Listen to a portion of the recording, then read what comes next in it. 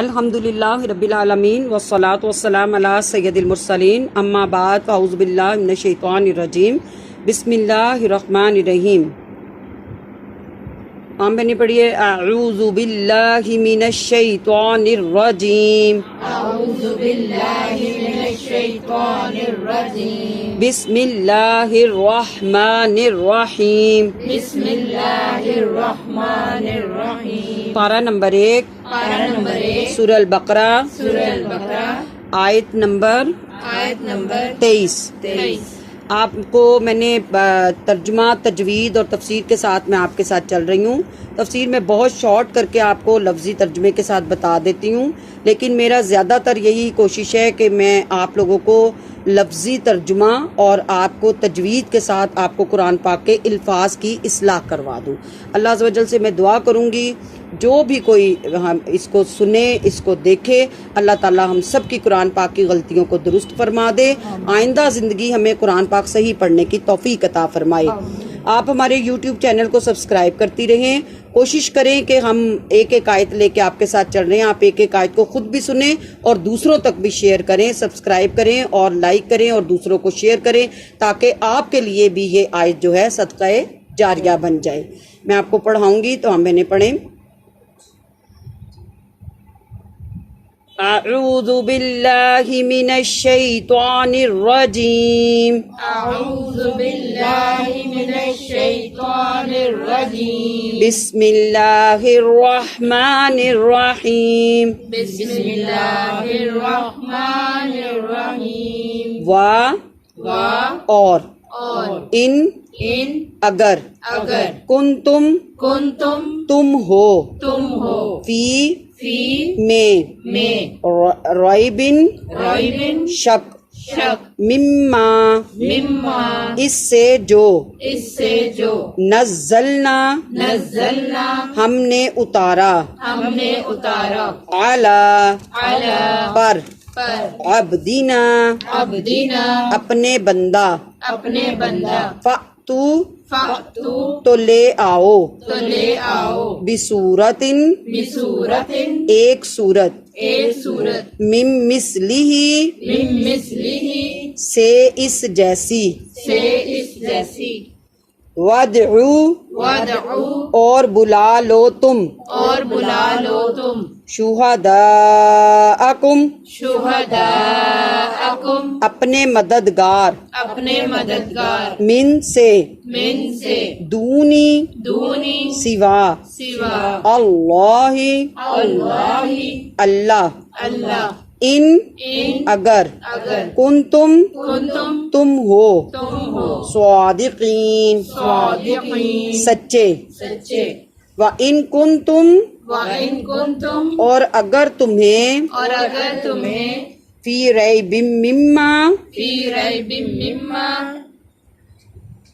کچھ شک ہو اس میں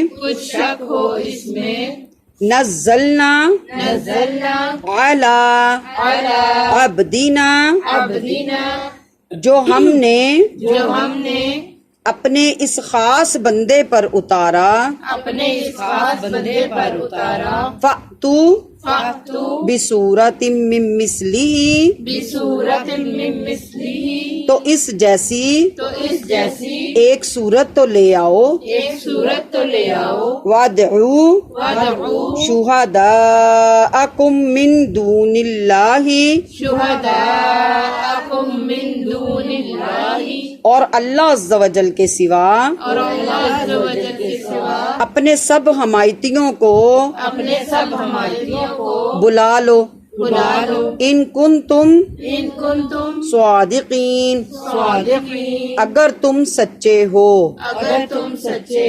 اب آپ نے دیکھا کہ یہاں پہ اللہ تعالیٰ کیا فرما رہا ہے، یہاں پہ اللہ عز و جل کہہ رہا ہے کہ اگر تمہیں اس کتاب میں، یعنی کس کتاب میں؟ قرآن پاک میں، اگر تمہیں کچھ بھی شک ہے جو ہم نے اتارا، کس پہ اتارا؟ اپنے نبی صلی اللہ علیہ وآلہ وسلم پر۔ لوگوں کے سامنے میرا آقا بیٹھا ہوا تھا، میرا نبی قرآن سناندا سی، چپ بیٹھ صحابہ سن دے سی، کدی میں بھی وہ جلوہ تکدی جے میں ہندی خاک مدینے دی۔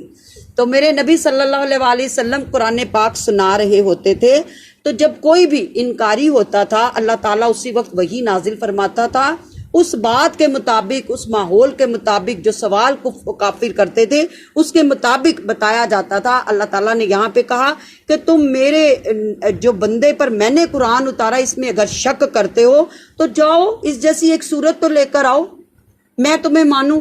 ایک صورت کیا، ایک آیت کیا، ایک لفظ نہیں تم لا سکتے ہو۔ کوئی لا سکتا ہے؟ کوئی کہہ سکتا ہے میں نے سورج بنایا، کوئی کہہ سکتا ہے میں نے چاند بنایا، کوئی کہہ سکتا ہے میں نے زمین بنائی، کوئی کہہ سکتا ہے میں نے پھل بنائے، کوئی کہہ سکتا ہے میں نے دنیا بنائی، کوئی کہہ سکتا ہے میں نے تمہیں پیدا کیا، کوئی کہہ سکتا ہے میں نے تمہاری اگلوں کو پیدا کیا، کوئی یہ کہہ سکتا ہے میں تمہارے پچھلوں کو بھی پیدا کروں گا، کوئی کہہ سکتا ہے میں تمہیں مارنے والا ہوں، کوئی کہہ سکتا ہے کہ میں تمہیں مار کے دوبارہ زندہ کرنے والا ہوں۔ یہ سب کون کہتا ہے؟ یہ میرا اللہ کہتا ہے۔ تو پھر بہنوں اللہ تعالیٰ کہتا ہے فَأْتُوا بِسُورَةٍ مِّن مِّثْلِهِ، جاؤ ایک صورت اس جیسی بنا لو، ایک آیت بنا لو، کوئی نہیں بنا سکا۔